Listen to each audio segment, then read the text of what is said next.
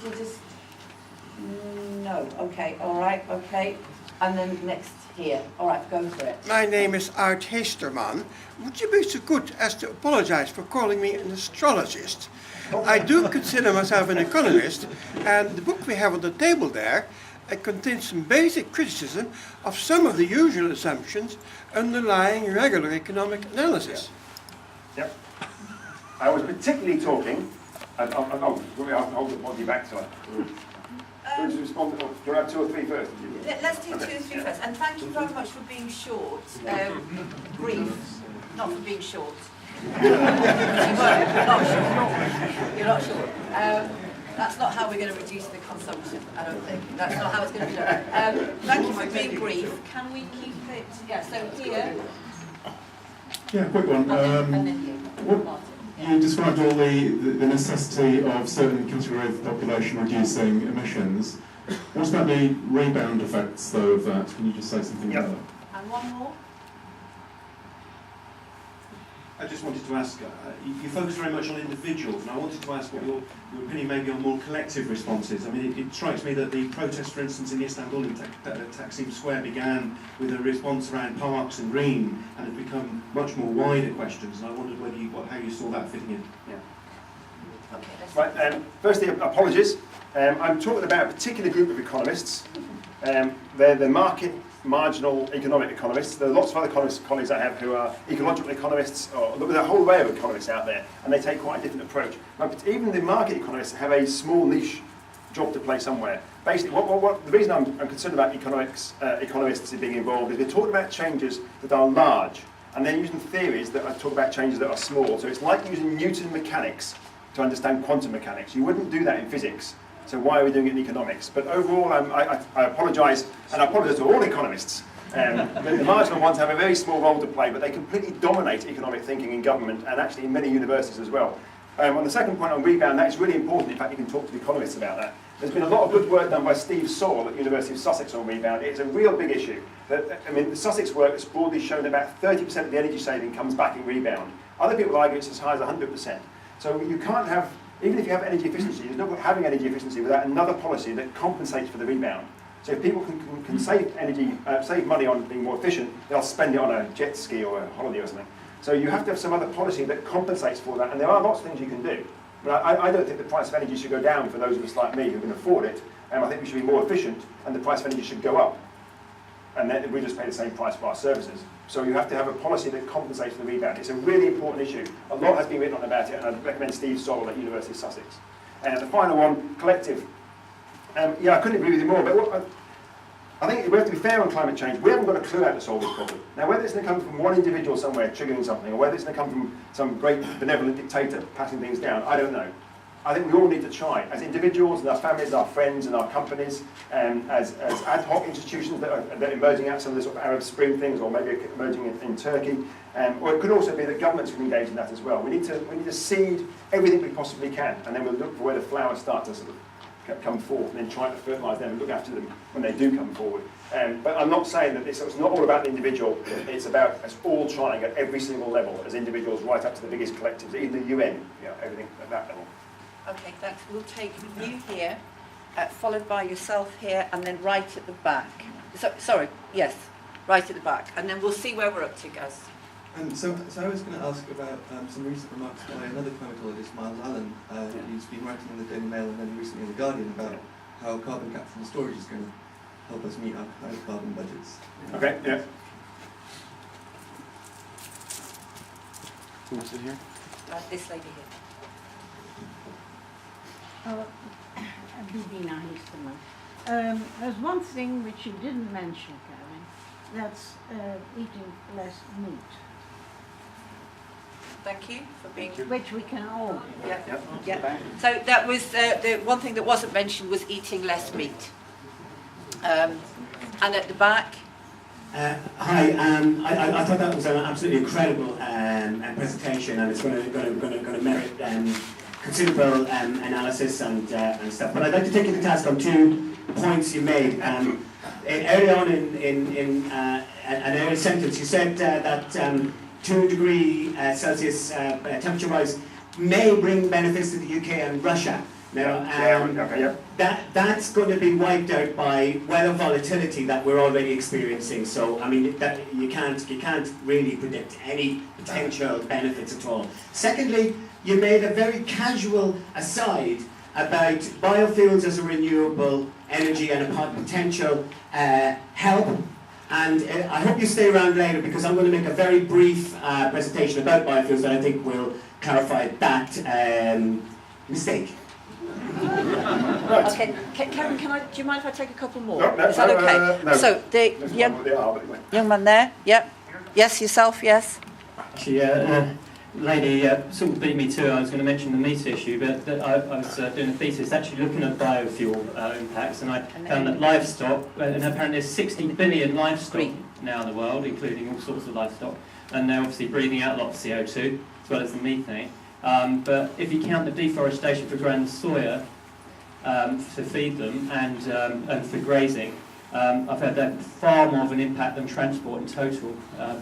And that's an FAO report in 2006 said 18% of all anthropogenic emissions. Okay. And I've just heard that the quickest impact we could have in reducing things is by letting trees grow instead of knocking down loads of forest for livestock feeding. Great. I'm going to ask Karen to respond to those. I'm going to try for a few more, but can we keep them questions, not contributions?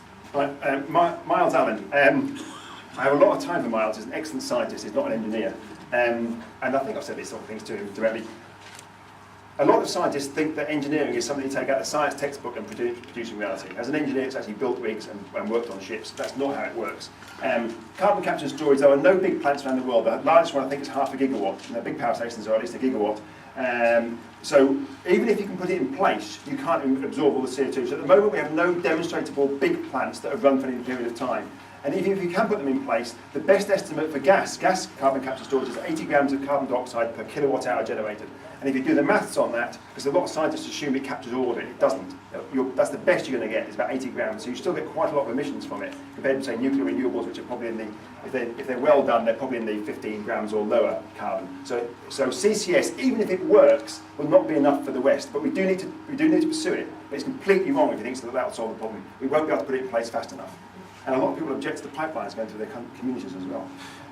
On the meat issue, I mean, I just agree. I'm a vegetarian since 1987. I'm not against people eating meat. My uncle was a crofter on the west coast of Scotland and had a sheep farm. I don't mind people eating meat as long as it's grown. You eat it very occasionally. It's grown well. It's humanely killed, and it's done as a celebration. If we really, I mean, I'm not going to do that, but I don't really object to other people doing that.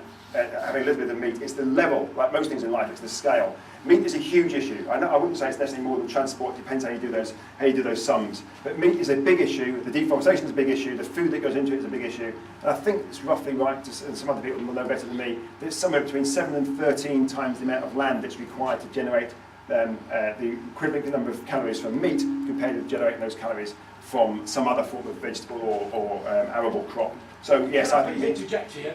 This conference is about jobs. Yeah. My colleague here just mentioned that. You get more jobs from traditional farming. Okay, right. Yeah. Can I stop you there? Jobs, yeah. And the fact, if we I'm going to stop you. Sorry, guys. I'm going to stop you. I'll tell you why I'm going to stop you. Partly because there's a session, a workshop coming up on food, a good place to put those points and those arguments and those debates. Yeah, I mean, I'm not disagreeing with anything. I mean, I pretty much agree with everything people have said about this. The next one was about the 2 degrees C, the benefits. All I'm saying is that there are lots of people, the big science group in Norway, which I think is called Rosmat Hydro, they're saying that 2 degrees C, they would expect to see some significant benefits in sort of agricultural production. Now, I accept it's a short-term thing, and it depends what else happens. I mean, Russia's a huge area, a massive part of it is an area which is basically is frozen. So that would help them, but they're already having problems. The infrastructure they've built into the frozen tundra there is now starting to struggle because the tundra is starting to melt. So they'll have to actually fundamentally change the infrastructures in those areas. Having said that, they do make the case quite strongly, which we may or may not agree with. I'm not saying I do agree with it, but I have done quite a lot of work looking at that in Russia, that they think 2 degrees C would have some benefits. It ignores the fact that lots of people might be migrating there from poor parts of the world. So the other one, biofuels. A lot of work is done by a colleague of mine, Patricia Thornley, who runs a big network on biofuels, and her and I often discuss these sets of issues. I'm broadly of the view that biofuels may well be part of our mix, or biomass might be, but we shouldn't be importing any. So any biofuels we should use should be used in the UK, things like forestry residues and crop residues and so forth. I don't particularly like the idea of planting the planet up to produce biomass and biofuels, but other people will disagree with that. But the other day when we started burning American trees in British power stations to produce power, seems absolutely ludicrous to me. So I'm probably with you, I think, what we have on biofuels. And trees, yes, they do sequester, but there's no guarantee with them. So I think we should plant as many trees for other good tree reasons, not for CO2 reasons. Because although they may sequester some carbon, they can also, if the climate changes or you get changes in pests, they might actually end up rotting and producing methane, which is actually worse than the CO2. So we should be planting trees, but if the temperature is up to 4 degrees C, what's going to happen to those trees? So I don't think you're locking the CO2 away. I think we have to be very careful about that, because people are using it as an offset. Yeah, they'll fly somewhere and plant some trees. They're not the same thing. Okay, we've got one more here. I'm going to take 3 more. Yourself and the gentleman there as well. Okay, yourself, yes. I'm the President Mersey TUC in your name. I was a bit surprised you didn't mention capitalism as an obstacle. I'll be surprised. Secondly, I mean, if we're going to think in the 21st century and collectively, as Martin said, surely we should be reconsidering an integrated transport system, the renationalisation of rails, and stop producing cars. Some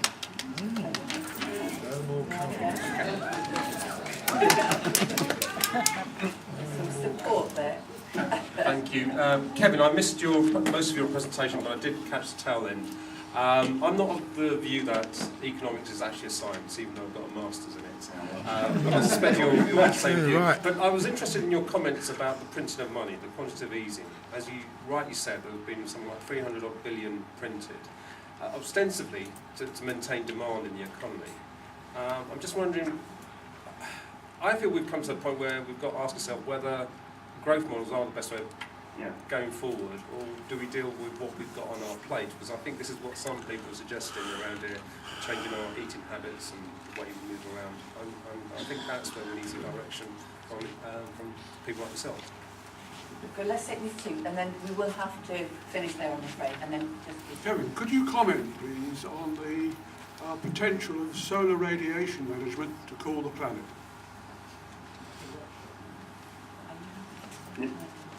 Yeah. And sorry, Jonathan, the gentleman there in the sort of grey shirt, yes, and glasses there, yeah. And then we'll call it a day for this section. Considering the urgency of the problem, why do so few climate scientists communicate the urgency to the wider population?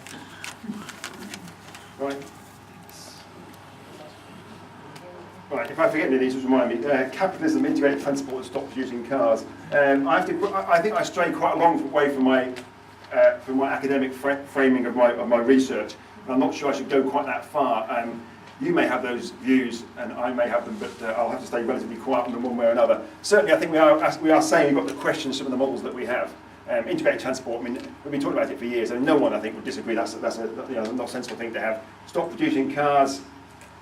Maybe gradually phasing them out, but there are lots of jobs with them at the moment, but they are very polluting. And perhaps if we had cars that were things that were in car clubs, then they were very low carbon, then maybe that wouldn't be such a bad thing. I don't know.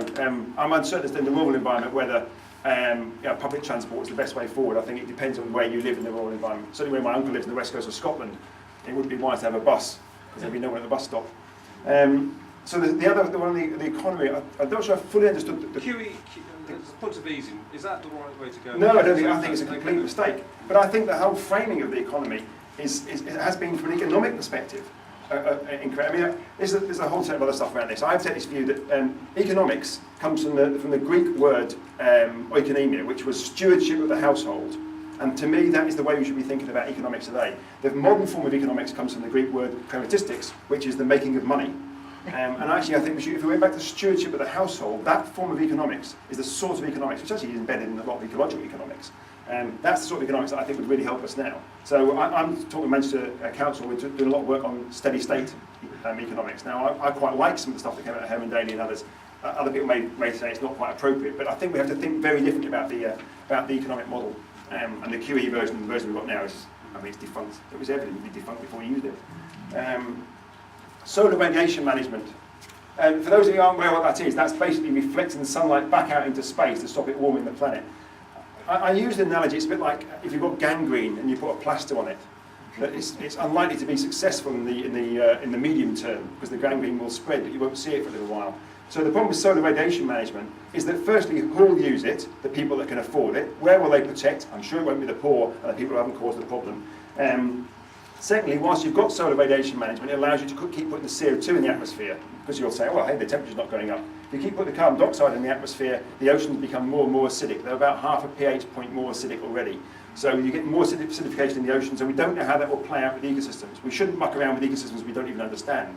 So I'm very sceptical of solar radiation management. I think some of the other geoengineering options that suck CO2 out may have a small role to play, but I think they've been over-egged. But solar radiation management may be appropriate if we could use it collectively to protect particular vulnerable areas. I mean, if it did work and we could use it to protect the Amazon or Greenland or something, then maybe fine. But my feeling is that we looked to protect some nice gardens in Boston rather than necessarily where it should be. So I think there are real equity implications with solar management, assuming it works. And the CO2 implications for oceans, I think, is just unacceptable. And if you didn't keep it up, then you'd have a step change, almost step change as well. If for some reason there was a war and you lost some way to maintain the solar radiation management, the main way of doing it, people are talking about, if you're not aware, is to pump sulfates. You fire rockets into the stratosphere, which we don't understand the chemistry of. You fire rockets into the stratosphere and you pump sulfates into the stratosphere. And those sulfates reflect sunlight back out into space. Then gradually the sulfates will probably migrate out towards the poles. That's the main way that's been talked about. There are other ways you can do it by increasing the number of clouds that are produced and things like that. But they are very uncertain. It always reminds me of cane toads in Australia. What was the last one here? Solar radiation management. Scientists communicate. That's right. Yeah. Someone's got to pay us. I think there's a whole load of stuff behind this, and lots of scientists are arguing about it. I've been battling with quite a few on websites and some papers as well. Scientists have to be paid. They're worried about their position, their mortgages, the sorts of things that we like doing. Academics like flying around the world, so if you say it's really, really urgent, that will suggest you should be doing these sorts of things. The research councils aren't particularly keen on us coming in there questioning things like economic growth, for instance. So the whole structure, the way science is funded and operated, is one that does not really want us to be raising the sorts of questions that we're raising today. It wants us to remain a very sort of neutral scientific perspective. I would argue at the moment that the strongest advocates from the climate community are those that are staying quiet. So I'm deafened by the roar of scientists who are not saying this is an urgent issue. So I mean, I think advocacy is effectively that idea, when you're agreeing with something by staying quiet. It's the silence of consent. But there are lots of good reasons why scientists aren't getting involved. I have lots of battles with them. A lot of them are personal, to do with their colleagues, but also to do with their families and how they see their own lifestyles. But an important point that needs to be addressed. Thank you.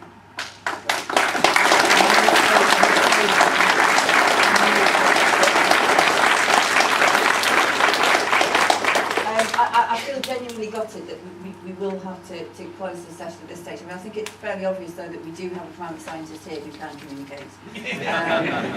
And I really love us to be opportunities to work together with people like Kevin and others in your community, because this is clearly what does need to happen. And I think it's incredibly powerful and will hopefully have a huge impact on the kind of work that we do. We're moving straight into the next workshops, and the workshop up here, in this room here, so it's nice for you guys, is the melting Arctic, what will it mean? Downstairs, the two workshops, weird weather, is this the new normal, is in SHG, is on the ground floor, so the two workshops, the other two workshops, climate change, threat to agriculture, they're both on the ground floor. So if you're intending